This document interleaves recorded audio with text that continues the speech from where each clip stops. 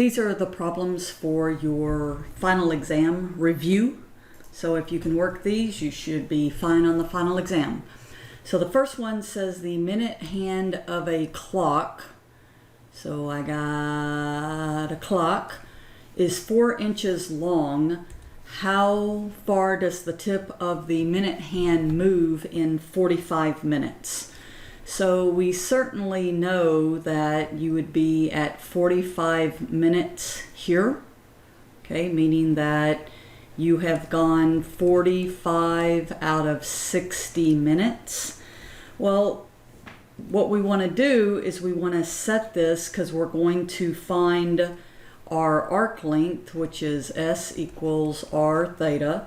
And we definitely already know what R is because it says that it is 4 inches long. So that's 4. So I know that 1 revolution, meaning all the way around the clock, is 2 pi. And so if I say, well, as far as clock minutes, this would be 60 minutes would equal 2 pi. Uh-oh, my doggy's barking.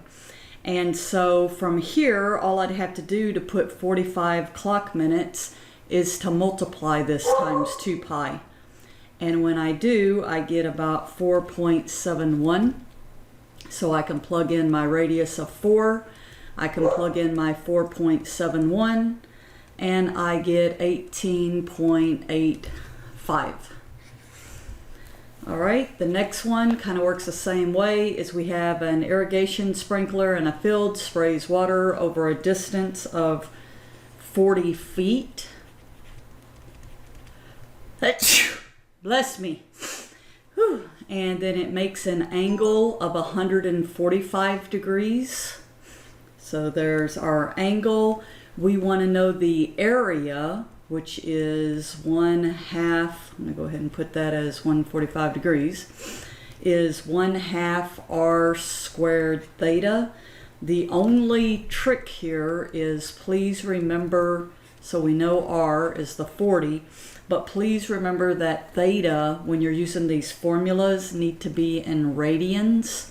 So we just multiply it by pi over 180. And hence, if you throw all that in your calculator, you should get the 2024.58, which is answer C. All right, now some of these will be a little bit faster because we know that the sine is the y value, so that would be D.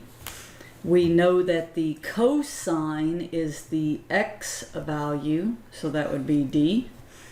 Now, secant is, so I'm here, secant of t is the same as 1 over cosine of t, and the cosine being the x value would be this. So I bring the 6 up to the top, and then I rationalize the denominator.